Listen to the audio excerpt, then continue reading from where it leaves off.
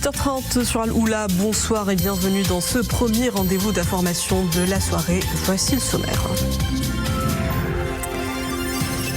L'arrivée de l'automne sonne avec elle la saison de la cueillette et la trituration des olives. Après des années de sécheresse accrue, la production oléicole s'annonce généreuse à la faveur d'une pluviométrie régulière. Nous verrons dans un reportage Alfred Salah. Coupe du Monde 2026, le calendrier au tournoi nord-américain fixé pour les Lions de l'Atlas, versés dans le chapeau C aux côtés du Brésil, l'Écosse et Haïti. Le 11 national jouera ses premiers matchs sur la côte est américaine. Calendrier complet des rencontres, stades, villes et horaires. La FIFA a dévoilé ses affiches. Après 9 jours de tapis rouge et plus de 81 films projetés, le Festival international du film de Marrakech s'achève en apothéose. L'étoile d'or de cette 22e édition est revenue au long métrage Promised Sky de la réalisatrice franco-tunisienne Arish Sahir. Le palmarès est les temps forts d'une édition qui a tenu toutes ses promesses. Dans un instant. Bonsoir. Avant le développement de ces titres, ce drame à la une à Fnidr, un accident de la circulation a fait 6 morts et 8 blessés à divers degrés, selon un nouveau bilan. L'accident est survenu hier au niveau du centre-ville, quand un camion remorque transportant une grosse cargaison de matériaux de construction a percuté 2 immeubles de 3 et 4 étages. Une collision violente qui a provoqué de lourds dégâts matériels aux 2 bâtiments en question. 7 voitures stationnées en bord de route ont également été endommagées. Et un incendie s'est déclaré. Les autorités locales et sécuritaires appuyées par les services de la protection civile sont au service des urgences de l'hôpital Hassan II de Fnidr pour recevoir les examens et les soins nécessaires. Une enquête a été ouverte sous la supervision du parquet compétent afin d'élucider les circonstances de cet accident et en établir les responsabilités. Rétro de l'actualité de la semaine. Pour cela, nous retrouvons notre consultant, le professeur de droit et politologue Moustapha Slimi. Bonsoir. Bonsoir. La question du Sahara marocain a été à l'ordre du jour des travaux de la 46e session du Conseil suprême du CCG tenu à Manama au Bahreïn.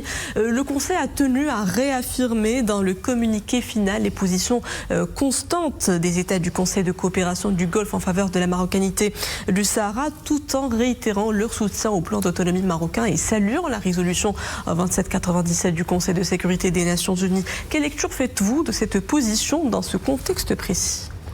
C'est une position constante que celle du Conseil de coopération du Golfe à propos de la question nationale, c'est la solidarité. Et donc, il n'y a pas eu d'interrogation sur ce sujet depuis des décennies. Il y a une position constante donc, de ce Conseil de coopération du Golfe. Vous précisez que c'est une organisation régionale qui a été créée en 1981, voici plus de 4 décennies et demie, suite à la révolution iranienne de février 1979 et aux menaces que faisait évidemment peser Téhéran sur la région. C'est une organisation régionale donc importante sur le plan économique. Vous savez, le PIB total des 6 monarchies du Golfe, c'est 2400 milliards de dollars. C'est 16 fois le PIB du Maroc. C'est extrêmement important, avec l'Arabie saoudite en tête, évidemment, avec 1200 milliards de dollars. Il faut ajouter qu'il y a là l'expression d'une solidarité, j'y reviens, qui avait été déjà affirmée dans le discours fait par Sa Majesté le Roi au sommet Maroc Conseil de coopération du Golfe à Riyad, c'était le 20 avril de 2016. C'est un discours extrêmement important où le souverain avait insisté sur le fait qu'il y avait une solidarité globale, collective entre le Maroc et les 6 monarchies du Golfe.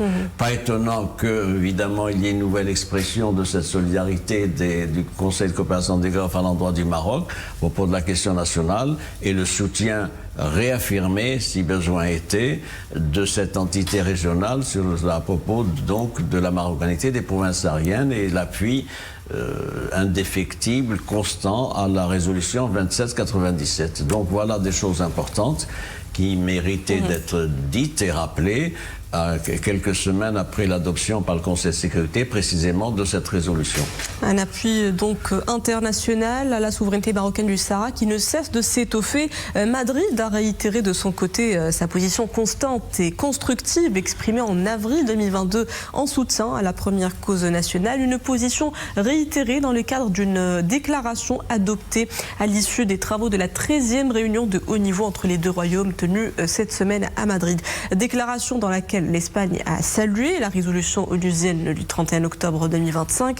Ce plein soutien à la première cause nationale est aujourd'hui adossé à un partenariat économique pérenne et fructueux avec un allié stratégique comme l'Espagne. Il y a la position de l'Espagne que vous avez évoquée qui a été reformulée en avril 2022, suite à la visite du chef du gouvernement espagnol, Providencial, et à l'audience que lui avait accordée Sa Majesté le Roi. C'est à partir de là que donc nous avons une relation normalisée, particulière de partenariat et de coopération avec Madrid. Et évidemment, il faut des actes maintenant. Il y a eu la réunion donc de la 13e réunion de haut niveau. Pourquoi de haut niveau? Parce que ça concerne les deux chefs de gouvernement, c'est extrêmement important. Il y a une bonne quinzaine d'accords qui ont été signés à cette occasion-là. Il y a là un socle de partenariat stratégique, économique entre les deux pays, attesté par quoi? Attesté par exemple, le fait que l'Espagne est le premier partenaire commercial du Maroc aujourd'hui, et ce depuis 2012. Devant la France et devant la Chine, c'est extrêmement important. Il y a également le flux des échanges commerciaux qui sont montés à 24 milliards d'euros en 2024, en progression constante donc d'une année sur l'autre. Il y a également l'implantation d'entreprises espagnoles au Maroc. Il y a plus de 6000 entreprises espagnoles en territoire ibérique qui travaillent avec le Maroc et avec les différents secteurs de l'économie marocaine. Il y a plus d'1 millier d'entreprises espagnoles qui sont sur place au Maroc et qui investissent. Il faut y ajouter également le flux des investissements directs au Maroc. Et puis, le projet de partenariat stratégique, c'est quoi? C'est des chaînes de valeur conjointes, c'est mettre sur pied une plateforme manufacturière et logistique, et puis également, comme l'a dit d'ailleurs le chef du gouvernement, Aziz Akhnouch, promouvoir des corridors énergétiques intégrés, électricité, hydrogène vert aussi, également une politique de co-investissement, avec donc des investissements notamment en Afrique de l'Ouest, une complémentarité des réseaux avec des financements, et puis des échanges commerciaux, notamment dans le secteur agricole qui a été multiplié par 3 lors des dernières années. Il y a là un modèle de coproduction industrielle qui est de nature donc à élargir et à consolider davantage le champ de la coopération. Enfin, sur la question nationale, le Maroc ne peut que se féliciter de la réitération du gouvernement espagnol à propos de la résolution du Conseil de sécurité à laquelle vous avez fait référence. Et donc, nous sommes dans un moment particulier des relations bilatérales, et nous sommes dans un moment même, je dirais, optimal pour ce qui est du présent et surtout des opportunités pour l'avenir. Et plus tôt, en début de semaine, on a vu s'ouvrir à Rabat la toute première conférence sur les victimes africaines du terrorisme. Un rendez-vous organisé en partenariat avec le Bureau des Nations Unies pour la lutte contre le terrorisme. En ouvrant ces travaux, le ministre des Affaires étrangères, Nasser Bourita, a appelé à l'adoption d'une approche africaine déterminée, ambitieuse, fondée sur la dignité des victimes du terrorisme. Un appel, c'est un message fort qui replace les survivants comme des acteurs clés, majeurs dans les politiques de prévention et de résilience face aux menaces terroristes en Afrique. C'est une initiative particulière de notre diplomatie que celle de cette conférence précisément sur les victimes africaines, victimes du terrorisme. C'est extrêmement important. Vous savez, on parle beaucoup de victimes, mais il y a peu d'initiatives opérationnelles sur ce plan-là. C'est pour ça que nous avons une diplomatie qui se distingue dans le continent et ailleurs par la prise en charge des droits des victimes. Alors, c'est quoi les victimes? Ce sont des survivants. C'est d'abord des survivants qui doivent être donc au cœur des politiques publiques, comme l'a dit le ministre des Affaires étrangères, et également au cœur des efforts collectifs de lutte contre l'extrémisme violent, Savez-vous que l'Afrique est le continent le plus touché par le terrorisme? Statistiquement, 60% des actes terroristes ont lieu dans le continent, selon les chiffres de 2024. Les dégâts sont importants. Pourquoi? Parce que c'est la déchirure du tissu social, c'est également la déscolarisation des enfants, c'est la destruction de communautés entières. Et le Maroc, sur ça, a proposé une stratégie. Quelle est cette stratégie? C'est d'abord la vigilance sécuritaire, c'est également le développement socio-économique, c'est aussi la consolidation du champ religieux sur la base de la modération et de la tolérance, et puis la coordination avec un bureau des Nations Unies qui a ouvert donc il y a un an à Rabat, c'est extrêmement important. Maintenant, la déclaration est importante, c'est un texte qui prend donc référence sur cette situation-là avec des propositions. C'est quoi les propositions? Les victimes ont des droits. Or, nous sommes dans un système où les victimes n'ont pas de droits. Deuxième problème, la dignité des victimes. Elle doit être préservée, donc, et défendue. Il faut y ajouter aussi la nécessité de faire participer les victimes à cette politique, donc, de protection de leur situation.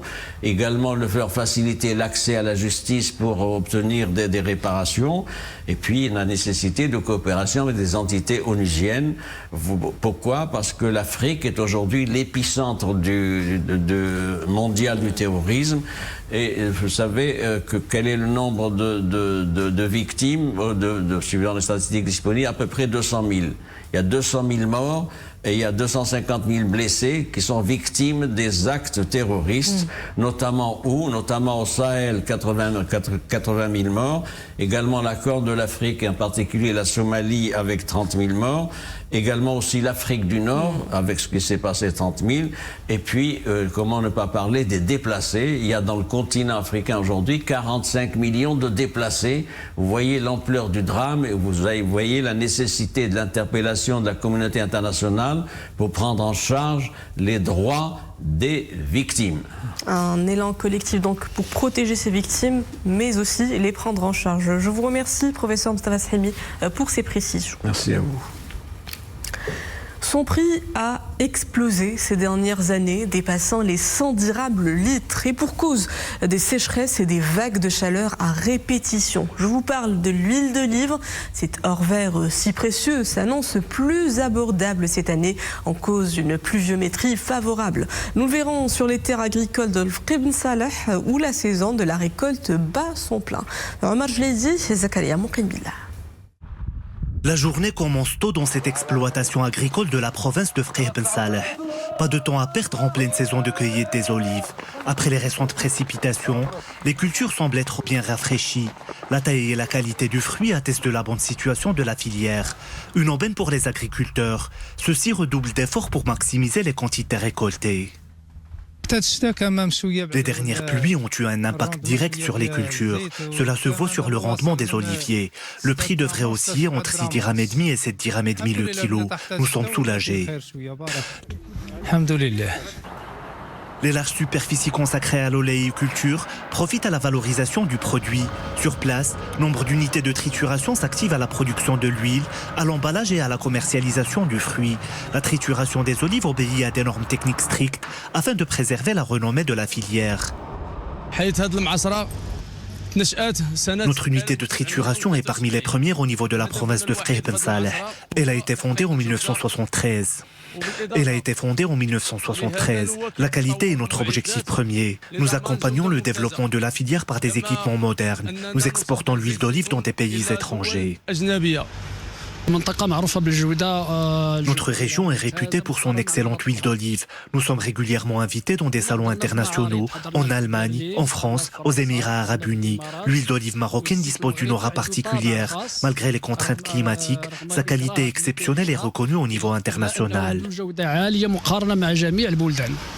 Dans la région Bni Mellal Khnifra, la production d'huile d'olive devrait connaître une nette amélioration par rapport à la saison précédente. Voilà qui contribuera à faire baisser les prix de l'huile d'olive après les tarifs records enregistrés la saison dernière. Parlons aquaculture à présent et cap sur Dakhla Oued Dahab. La région est un véritable pôle de l'élevage marin en Afrique du Nord. Dotée d'une station ultramoderne avec son écloserie de poissons, d'une autre de coquillages ainsi que d'une unité de production d'algues microphytes, Dakhla joue un rôle clé dans l'essor du secteur halieutique à l'échelle nationale. Reportage Bkardlimi Mohamed Iddas avec Iman Ablou. Un littoral de 667 km le long de l'Atlantique, une superficie de plus de 6000 hectares propice à l'aquaculture et de nombreuses potentialités naturelles. Dakhla Oued Dahab s'est tout naturellement imposé comme une destination incontournable dans la politique de développement de l'aquaculture du royaume. La région, réputée pour être l'une des zones les plus poissonneuses au monde, concentre à elle seule la moitié des fermes aquacoles du pays et contribue à 50% de la production nationale dans ce domaine. Des indicateurs positifs boostés par un acteur clé, l'Agence nationale pour le développement de l'aquaculture.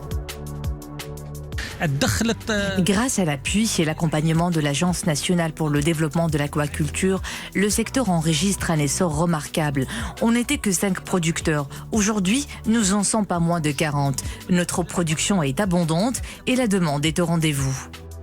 10 ans après le lancement des premiers plans d'aménagement aquacole, le Royaume engage une révision ambitieuse en choisissant Dakhla Oued Dahab comme région pilote. Objectif, concilier essor économique, durabilité environnementale et attractivité des investissements. Parmi les projets lancés, il y en a un qui porte sur la création de la station de traitement des crustacés de Oued-Smine avec un investissement de 15 millions de dirhams. Il y a aussi un autre projet qui porte sur une écloserie de crustacés d'un investissement de 22 millions de dirhams. L'objectif est la production de crustacés au profit des fermes aquacoles de la région qui se chiffrent aujourd'hui à 134. Un essor inédit combiné à des travaux de recherche développés. Dakhla se positionne comme un pôle d'innovation en aquaculture, combinant expertise scientifique et développement durable. Cap sur Oujda, où l'école des hautes études d'ingénierie organise son forum professionnel de l'ingénieur, un rendez-vous majeur qui connecte les jeunes étudiants et nouveaux diplômés au monde professionnel, avec l'objectif de renforcer les passerelles entre formation d'ingénieurs et les besoins réels du marché de l'emploi. Je vous propose ces déclarations recueillies par Rachid Latabi. Nous organisons aujourd'hui un forum professionnel de l'ingénieur. Son objectif est double. Premièrement, rapprocher les étudiants du monde socio-économique. Comme vous savez, les 5 missions de l'université ou des établissements universitaires sont au nombre de 5. Le premier, c'est formation initiale et formation continue. Il y a ensuite la diffusion de la culture. Et entre autres, il y a l'intégration de l'établissement ou de l'université dans son environnement socio-économique. C'est pourquoi nous tentons donc d'organiser ce forum pour aider les étudiants à trouver un projet de fin d'études et par la suite trouver une entreprise d'accueil. Le HUI lance l'événement du forum professionnel de l'ingénieur avec la présence bien sûr d'une dizaine d'entreprises qui opèrent dans le domaine de l'IT et le domaine de l'industrie. Premièrement, bien sûr, c'est une occasion à nos étudiants afin de décrocher des nouvelles opportunités de stage PFE. C'est l'opportunité du corps professoral et administratif aussi de s'inspirer du mindset entrepreneurial des entreprises qui sont ici présentes. Cette forum a été organisée donc par notre école. L'objectif donc est de mettre en relation les étudiants et les entreprises afin donc de pouvoir savoir les projets actuels et les besoins des entreprises et aussi pouvoir aussi décrocher une opportunité de stage comme un PFE. Donc, c'était ça l'objectif général de notre présentation ici. Sport football, au lendemain du tirage au sort, les Lions de l'Atlas connaissent désormais leur calendrier. L'équipe nationale jouera à New York, Boston et Atlanta, ces matchs de la phase des poules du Mondial 2026. Un calendrier annoncé hier par la FIFA. Les premiers matchs de la sélection marocaine auront ainsi lieu à partir du 13 juin sur la côte est américaine. Synonyme de trajet assez court entre les 3 villes hôtes. Zakaria Moukinbila. Les Lions de l'Atlas en route pour le Mondial 2026. Le tirage au sort des groupes a levé le voile sur les concurrents de l'équipe nationale de football au premier tour. Les Lions de l'Atlas évolueront dans le groupe C, aux côtés du Brésil, de l'Écosse et de Haïti. À une équipe près, ce groupe rappellerait presque à l'identique celui de la sélection nationale au Mondial de 1998. Mais cette fois-ci, les protégés de Walid Regragui sont résolument déterminés à faire une meilleure prestation. Le Maroc abordera les rencontres de la phase de groupe avec la ferme intention de briller.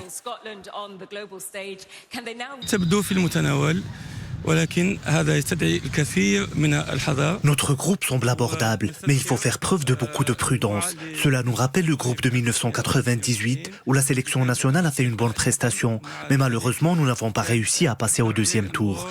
Il faudra donc bien se préparer et aborder chaque rencontre avec rigueur et sérieux.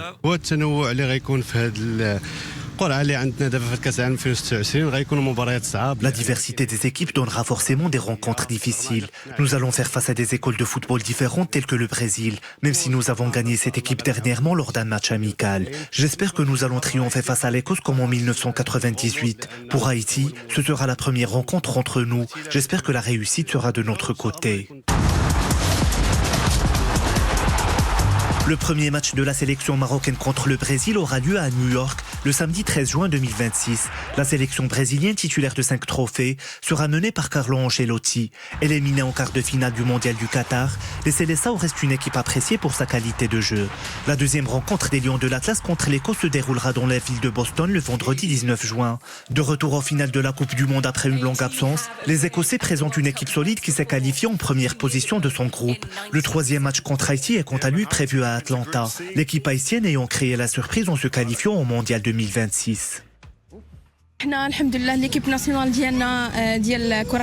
Nous sommes confiants dans les capacités de notre équipe nationale de football. Ils ont tout pour partir loin dans cette compétition. L'équipe nationale pourra facilement se qualifier au deuxième tour et faire de bons résultats lors du Mondial de 2026. Après l'exploit historique au Mondial du Qatar, le Maroc sera l'une des sélections favorites suivies de près lors du Mondial 2026. Fort de ses victoires et de ses réalisations, l'équipe nationale a su se hisser au rang des grandes nations de football. Un atout que les Lions de l'Atlas comptent renforcer, en cherchant toujours à se dépasser et à créer de nouveaux exploits.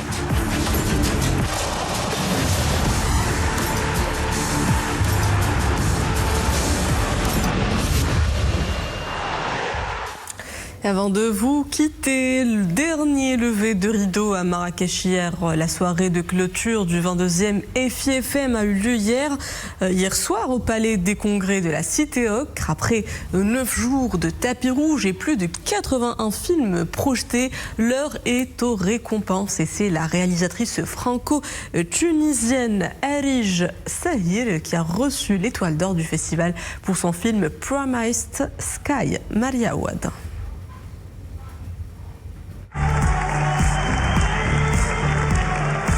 Au Palais des Congrès, la cérémonie de clôture s'achève sur un palmarès des plus édifiants.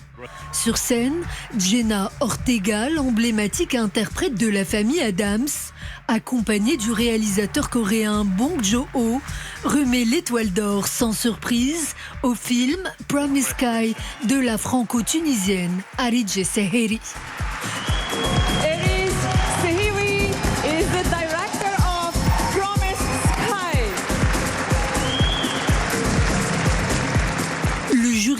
A salué à l'unanimité un film engagé et militant qui raconte à travers le portrait de 3 jeunes femmes les difficultés liées à l'immigration et au déracinement, mais aussi la force inestimable de l'amour.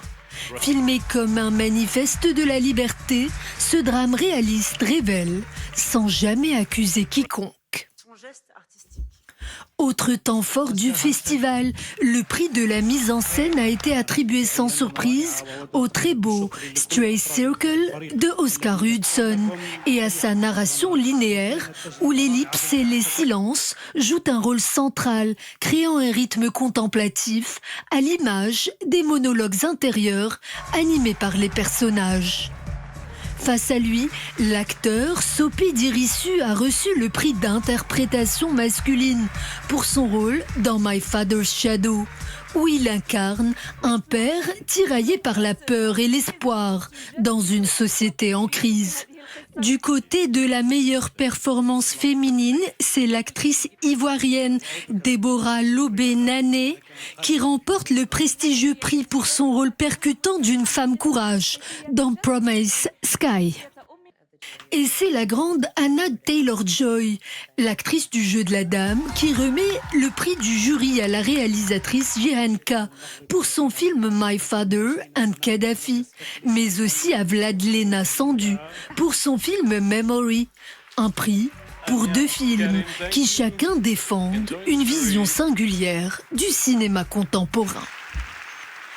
Et c'est par un arrêt sur image des plus symboliques que s'achève cette 22e édition du Festival international du film de Marrakech. Des visages souriants, heureux, qui continueront longtemps de cristalliser l'esprit du festival, à savoir passion, diversité et exigence artistique.